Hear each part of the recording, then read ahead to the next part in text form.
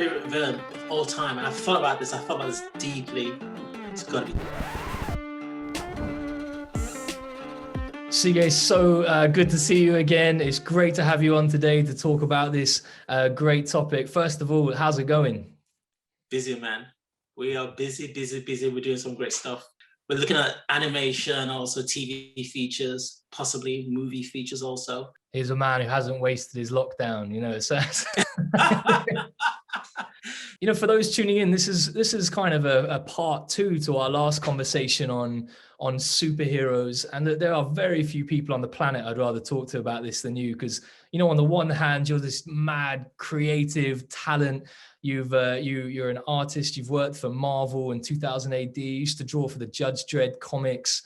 And on the other hand, you're a Christian theologian. You think really deeply about the significance of stories and characters. Why are we drawn to these things? What do they tell us about ourselves? And that last chat on superheroes was just so good. If you're tuning in, do go check that out. We were thinking a bit about the first ever superheroes like Gilgamesh and how they're exploring deep human spiritual questions. We thought about why so many superheroes emerged around the world wars. And look, by the end, we were even talking about why Batman is more like Jesus than people probably realize. Is that a good snapshot of what we chatted about? Totally. Absolutely. I particularly love that bit. People don't expect it. It's obvious that Superman is Jesus. Batman, give me a break. Hey, look, and today we're thinking a bit about villains. People love a good villain, whether it's Darth Vader, Hannibal, Dracula, Voldemort. Look, before we kick off here, who is your favorite villain of all time? Favorite villain of all time, and I've thought about this. Deeply. It's got to be Joker. The Joker. It's got to be Joker. He has everything that's required, and he can play through the transmissions, as in he can move from your archetype antagonist to usurper. He's so brilliant he can do that. Darth Vader can't do it. Darth Vader is not a usurper, but Joker can be a usurper. We'll get to the usurper paradigm very soon. Maybe you can kick off by saying what is a villain? What makes a good villain? The thing about villains is they throw the hero into sharp relief. So Batman on his own, he is boring. If you just want to watch Batman or even Clark Kent, they're really boring. The guys that make them exciting are the antagonists. So you look at, in Batman's case, you look at Joker. In a way, you say it's about Christ. It is difficult to understand what he is until you look at the chaos that the world is in. Then you begin to understand what Christ is and what Christ has done. In that way, man or humanity is the antagonist and God is the protagonist. And the only way by which you can understand what this character is when he interacts with the antagonist, which is us. And that way we see our character in sharp relief against his. We say, woe am I, because suddenly his glory is understood. That's how we get to understand Superman or Batman, is in sharp relief, in contrast to the antagonist. So yeah, the antagonist plays a great role. But when we think of antagonists, we think of protagonists, good guy, bad guy. I don't think that's a complete picture. There's a third player. There's always a third player. Now, in literary theory, we call them a contagonist, but that's neutral. If you think about it biblically, it's a usurper. So think of the setup this way. You have God who creates Eden, the garden, and then you have Adam and you have Eve, who become antagonists. But you have the third player, who's the usurper. The usurper is the hidden hand. And if you ask, so what's the difference between a villain, an archetypal villain, or an antagonist, and a usurper? I'll say it's this. An antagonist sometimes can actually be a victim. So you see in Sandman, for example, Green Goblin, or if it's Dr. Freeze. These are people with good intentions but misapplied. So the antagonist wants something that theoretically is theirs, but they don't want to acquire it the right way. They acquire it without making sacrifice. The hero acquires the same thing, but is prepared to make the sacrifice required to obtain it. So that's the difference between the hero and the antagonist. So what's the usurper? The usurper has no right. So in the case of Satan, for example, he has no right to the throne which he wants, which is the throne of Christ. He has no rights to it, but he seeks to attain it. That's the usurper paradigm. So these are the three players. I remember the first time you told me about this distinction of perhaps the two types of villain, or the villain and the usurper. Suddenly started seeing it everywhere. So, you think about, well, who's the sort of villain in Lord of the Rings? Saruman, but actually he's influenced through Sauron. You begin the Harry Potter verse with Malfoy, and but actually really it's just Voldemort. You think about Vader, but then really it's just Sidious. You think about the Bond villains, but then actually you see that there's this invisible guy, Inspector, pulling all the strings. And so it's so interesting when you see that, and that paints a whole other color and to the traditional villain, in that, that, like you say, they stand in one sense opposed to the hero, and yet also there is, as a depiction of evil, but also in some sense, there's always a sense that the villain could sway, because they're also influenced and in some sense a victim of this usurper character. As a Darth Vader's case. Which puts the villain in a fascinating position in stories, doesn't it? Yes. Possibility for redemption. I mean, that idea is absolutely everywhere in the Bible, isn't it? That we were once enemies, but we've now been redeemed and reconciled by Christ. And so, I mean, the gospel at its heart, it is a story for the villain. It's a redemption story given to the bad guys. Yep. People can't believe it. Now look, we've begun to define what a villain is in a story. What is it for you that makes the Joker such a good villain? So the thing about the Joker is he is elastic. There is a certain elasticity to the Joker. Joker can play the perfect villain paradigm, as in one who made mistakes, tried to achieve a certain goal, but achieved it using the wrong mechanism. That's one. The other is he also plays a role of usurper. So best example is what he does in Christopher Nolan's what's it called now? Batman, the trilogy that he did for Dark Knight, where he corrupts Harvey Dent and turns him into Two-Face. That's perfect usurper paradigm. You have some evil guy who's working behind the scenes. His entire ambition is to corrupt society, and what he does is he corrupts the best of society. So you have Harvey Dent, who wants to achieve justice, but he wants to cut corners while doing it. And so Joker realizes this, just as he did with Eve and with Adam. He realizes this and he exploits this. There's something actually even more fundamental, and I missed this, I can't forget about it, more fundamental than how the hero or the antagonist achieves what the ambitions are calling. It is the call itself. The hero's call is external. The hero never generates their call. They hear a voice from outside.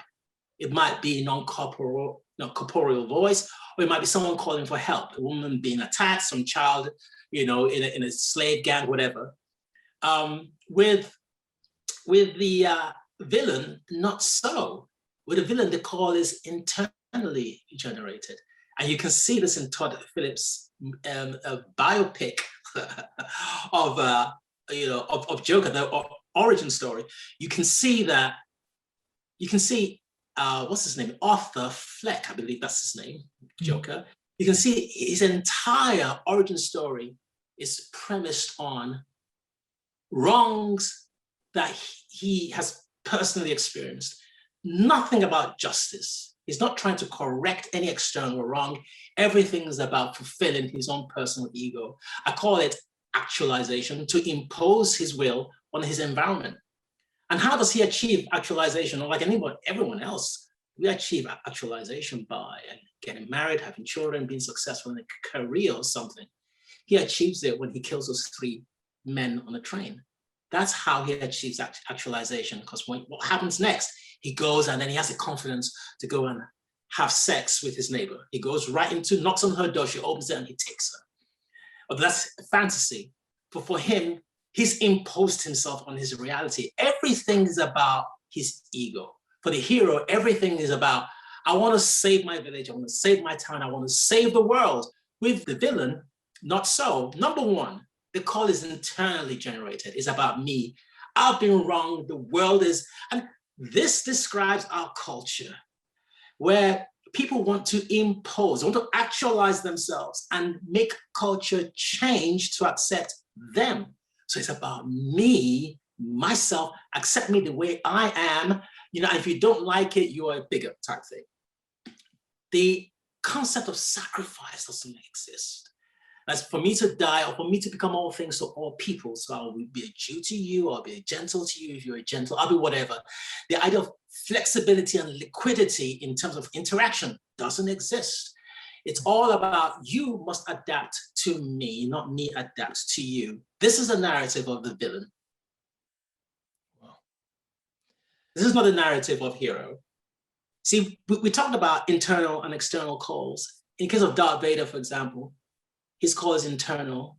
His mother was murdered, and then he lost his wife in childbirth.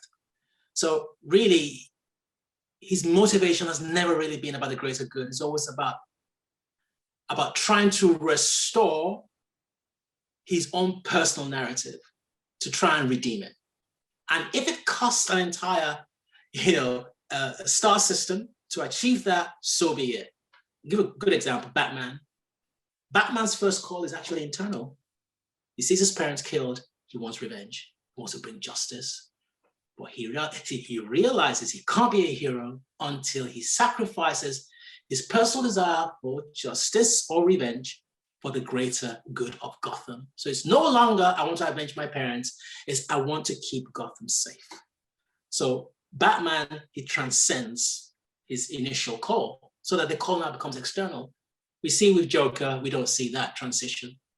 Joker, rather than transcending, he actually does a spiral, so he goes downwards instead. And he continues to justify himself. So the hero adapts and changes, and the only way they can do this is by dying. But the villain, on the other hand, the villain can't do that. This is the problem with blues, this is the problem with hip hop. Blues and hip hop can't leave 6 o'clock because the woman is the devil woman. They can't escape 6 o'clock. In the case of Jesus Christ, and this is when we talked about Batman, because of Jesus Christ, when he wins the woman over, well, now she becomes the bride without blemish. He takes her into the desert. I'm going to remind you of what it used to be like when we were young. And so he takes her there and wins her back. She becomes bride, spotless. Hip hop can't do that.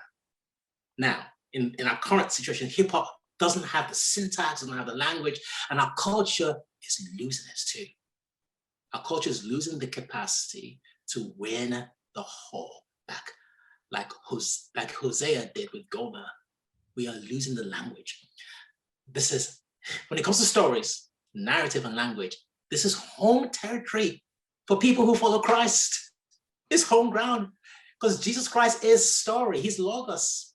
He defines all things. So this is where we really should be ahead. And it is going to happen now because the secular world are losing their capacity to tell stories, so describe themselves using stories. And the reason why they're losing the capacity is because tyranny has moved in. Once tyranny moves in, you lose the capacity to forge stories. You don't have access anymore to all the different levels of stories, including comedy. This is one of the reasons why I picked Joker.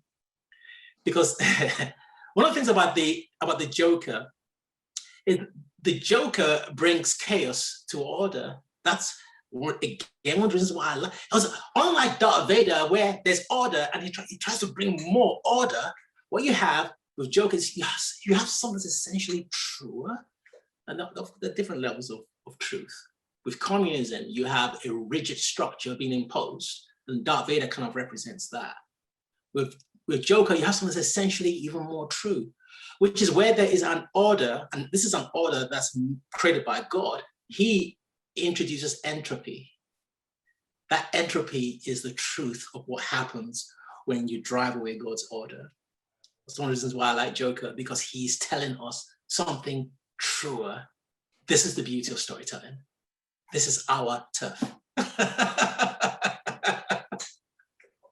And the best way to navigate this forest of information is to do it by stories, because stories keep tugging at the archetypes which are buried right in our psyche, and right there, based on that premise. The shape of the universe is predicated on Christ on the cross.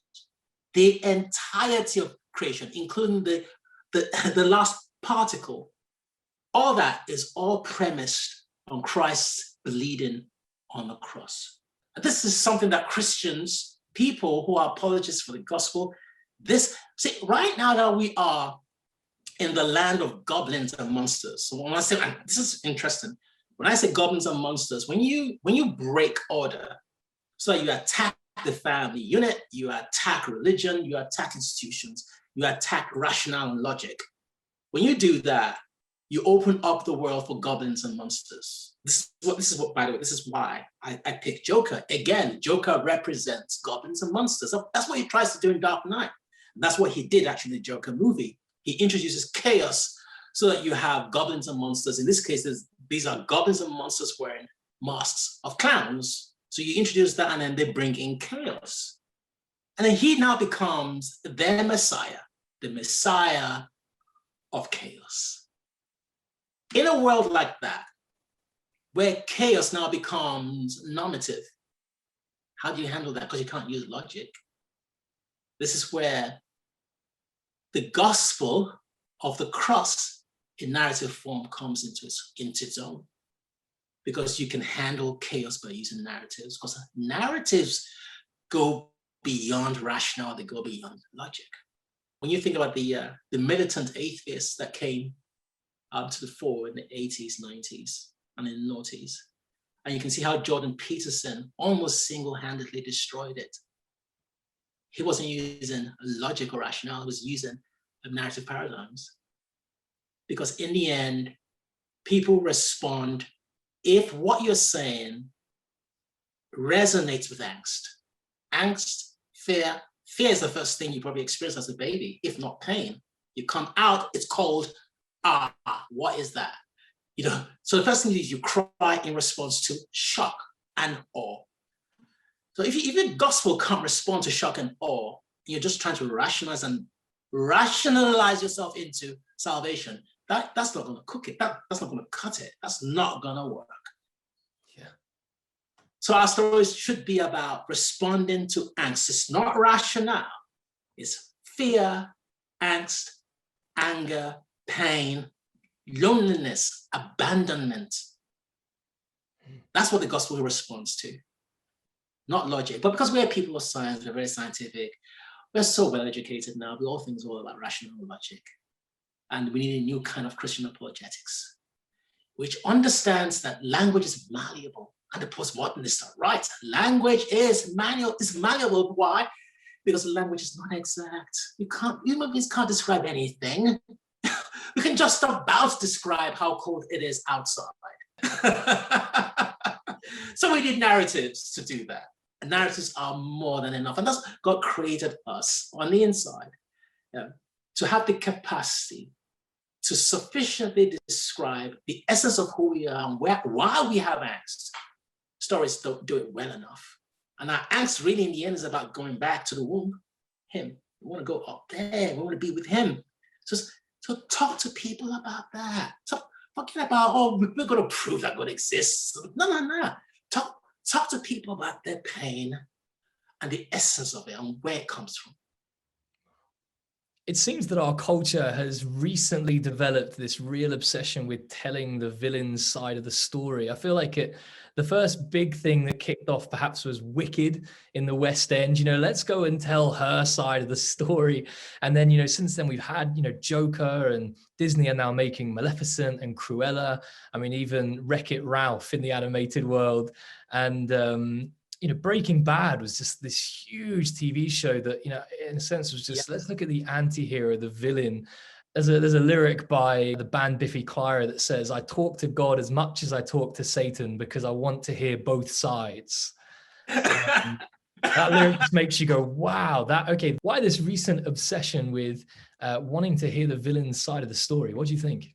Well, they want to rewrite the rules, and I kind of get it. It's like in 1913, we have the first modern art exhibition in New York, and the Armory exhibition, and you kind of understand these artists are breaking the rules because classical art, we've been doing the same thing for 100 years. And so obviously, if you've been doing something 100 years, especially if you're proficient at it, you begin to wonder, okay, what else is there? And so you want to test the boundaries by breaking the rules. The very best practitioners try to do that. So I kind of get it. And in the case of some of the new stories, I'll point to WandaVision, which is I don't know if you've watched the WandaVision series on Disney. It's one of the most diabolical things I've ever seen.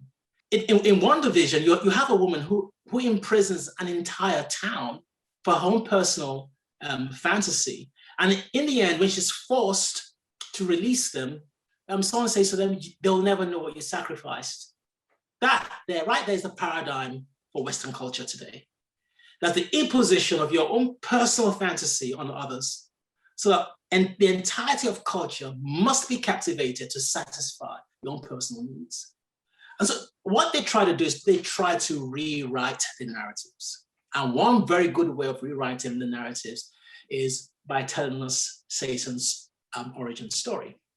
There's a reason why we don't have Satan's origin story. We don't have Satan's origin story because Satan has been dishonored. It's the most painful punishment you can give to someone from the ancient world, is to remove their history. Even worse than that, to remove their name. It's a great dishonor. So what they try to do is they've tried to honor them. So they came over Cruella, Maleficent. They're trying to honor them by retroactively, we call it a retcon, by retconning their origin story. But in the end, you can't. So think with all these new stories, I get it. I get why they have to be inventive. In the end, you can't escape the archetypes in the end. People will know if you're trying to destroy them or if you're trying to give them life. People will know, can't hide it. You spoke about this idea that there is always some possibility looming of the redemption story with the villain. Perhaps you could just say a bit more about that in light of the Christian story and the gospel. In the case of the gospel, one good example would be, you look at Israel's case as one who is betrothed to God's son, and then they cheat on him. So the problem is with Israel is that there's always a fighting chance they become a hero by reconciling with the father. So this is a very, very powerful motif. So how do you change that story? You change it by reconciling with the father. It's the confession of the sin, and then the changing of the attitude. You become reborn. So this is how the model works. At 6 o'clock, you die. Everyone dies, including the hero. Including the villain. The problem with the villain is the villain just stays in the abyss. They stay in hell. The capacity the hero has is to confess, and in confession to be restored. Yeah. The human being was created to be the hero. The human being was designed to be the mediator between creation and heaven, but we failed at that. So when Jesus Christ comes, he comes as the exemplar of what we were designed to, and then he shows us how to do it. This is how you do it, kids. We were not designed to be villains, but we became villains because we generated a call from within. There's a call from without. We ignored it and we generated a new one from within. So when Christ comes, he keeps saying, I don't do my will, I don't do my will, I don't do the will of the Father. He keeps talking like he's nuts. I mean, who talks like that? I come to do the will of my Father. If you're reading the book of John, it's like, who talks like that? But he's making it so clear. This call is not generated from within, it's from without. And so he shows us, he's the example. He shows us, this is how you do it. You want to be a hero, this is how you do it. And we become heroes. We become mini heroes. He's the true martyr. He's a true representation. And we are like mini me's. Wow. Following in his wake, Talmudin. So, I mean, as we close, when we go out and we read books and we watch movies and we see the villain, perhaps you could capture for us again, just what is it that the villain is trying to tell us? The villain is, and it's not so much the villain trying to tell us something, is because when we read, we impose ourselves on the text. So when we're reading that text, we're saying, I'm not the villain. Because we only ever read ourselves into the hero. This is why this new fashion, right, of trying to do origin stories for villains, this is why it will not last, it will not be successful, because nobody wants to read themselves into the Joker. You're watching Joker, and it's a bit disturbing. He kills his mom. You're not going to read yourself into that. And you're looking for people to read yourself into. You can't find anyone to read yourself into. So what do? You dissociate yourself from the movie. So you're almost a passive onlooker. But when you watch Tom Cruise or you watch James Bond, he's the ideal. That's me. I am not the villain, but Christ says you are. This is the difficulty of the gospel. The gospel says that is you, but I can change it so that you can become this. That's such a key insight, isn't it? Because I think a lot of people just assume that the Bible splits humanity somewhere down the middle and puts the good guys on one side and the bad guys on the other.